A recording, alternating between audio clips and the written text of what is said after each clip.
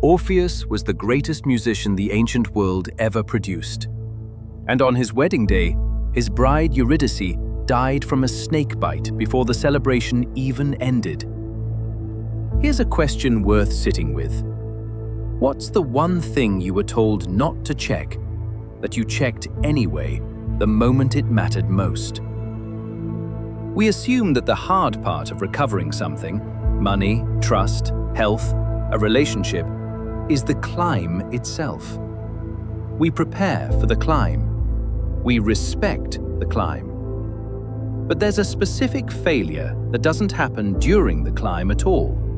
It happens at the very end, in the narrow gap between almost saved and definitely saved, where the outcome matters more than ever and still can't be confirmed.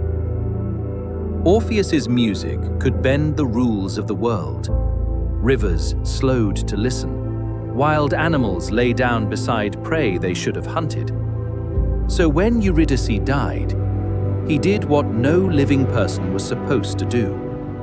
He walked into the underworld alive to ask for her back, carrying nothing but his lyre.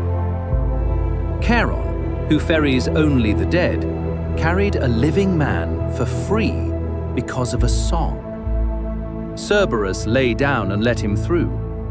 Orpheus stood before Hades and Persephone and sang about Eurydice, and Hades wept. He granted the ungrantable. Eurydice could return to the living world, on one condition. Orpheus would walk ahead, Eurydice behind him, and until both had stepped fully into the light, he was not allowed to look back. Not once. The walk began, and here's the detail most retellings skip. Eurydice was still a shade. Her footsteps made no sound. Orpheus climbed through absolute darkness, hearing nothing behind him. No footsteps, no breathing.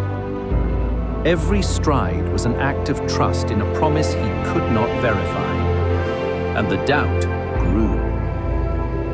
Deep in the underworld, the rule was easy to follow. There was nothing to lose yet. But with every step upward, how close he was to getting everything back, and how unbearable it was not to know, rose together. He reached the exit, light ahead. By several tellings, his own feet were already on living ground, but Eurydice, a few paces behind, was still inside the shadow. And in that final moment, the recovery one step from complete, the not knowing at its peak, the need to know, defeated the instruction to wait. He turned. She was there. She had been there the entire time. The deal had been honored for the whole climb, and he learned that in the exact instant his failure to hold it destroyed her. She was pulled back into the underworld. She spoke one word, farewell, and the darkness took her down. No one enters the underworld twice.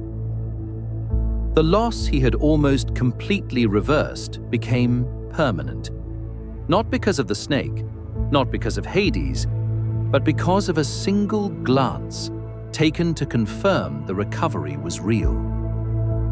So why does the urge to check grow strongest exactly when checking is most destructive?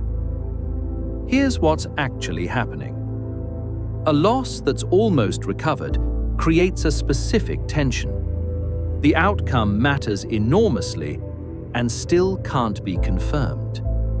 Your mind doesn't experience that as a neutral gap. It experiences it almost like pain. And the pressure scales with the stakes. The closer you get to safety, the more valuable the thing behind you becomes, and the more the not knowing hurts. Checking is also asymmetric, and the mind hides that. A look at the right time costs nothing. A look at the wrong time costs everything. But in the moment, both feel identical. The mind prices the glance at the cost of the movement, not the consequence. So checking stops feeling like a decision. It starts feeling like relief.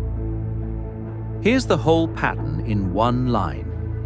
The closer you get to securing what you almost lost, the harder it becomes not to check whether it's still there.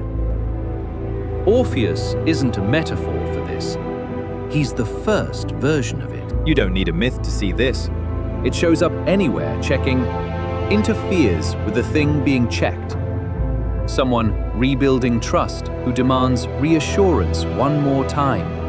And the demand itself reopens the wound that was almost closed. A writer, 3 chapters from finishing, shows the unfinished draft to someone, needing to know if it's good. And a lukewarm reaction kills a book that only needed 2 more weeks in the dark.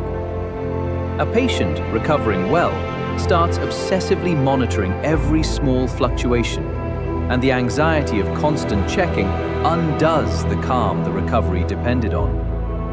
2 real findings make this easy to see.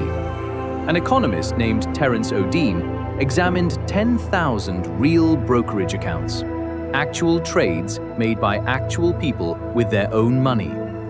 He found a striking asymmetry. Investors were far more willing to sell their winning investments than their losing ones. The winners, they cashed in. The losers, they held. Because selling a loser does something psychologically expensive. It converts a loss on paper into a loss that's real. And here's the finding that stings. The losing stocks they refused to let go of continued, on average, to underperform the winners they'd sold. Refusing to look a loss in the eye didn't protect them from it. A second line of research completed the picture from the opposite direction. People who check their portfolios most frequently tend to earn less over time than those who check rarely. The mechanism is exactly the one the myth describes. Markets fluctuate randomly day to day, so every look exposes the checker to noise, small, meaningless losses that sting far more than equivalent gains soothe, nudging them towards selling at exactly the wrong moments. Here's the paradox. The caring is the problem. Orpheus didn't look back out of weakness. He looked back because Eurydice mattered more to him than anything in either world. A man who cared less would have strolled out without a second thought. You cannot solve this pattern by caring more. Caring more is the fuel. There is one thing that decides whether this happens to you, whether the moment of verification is chosen by a rule set in advance or by the pressure you feel in the moment. Orpheus was given the clearest possible rule: wait until you're both in the light. What he was never given was a way to endure the silence in between. The people who escape this pattern decide before the walk begins, when checking is allowed. The investor who looks on the first of the month and never in between. The person rebuilding trust who agrees with themselves what enough evidence looks like before demanding more. They let the rule, not the pressure, decide when to turn around. Orpheus lived on, but the myths say he never truly turned forward again. He got to keep the memory of the glance. He just didn't get to keep her. This is Nimarch. We look at the patterns behind human behavior, the same mistakes repeating, whether the costume is a myth, a market, or a memory. Subscribe if this is the kind of thing you think about. There's another one next week.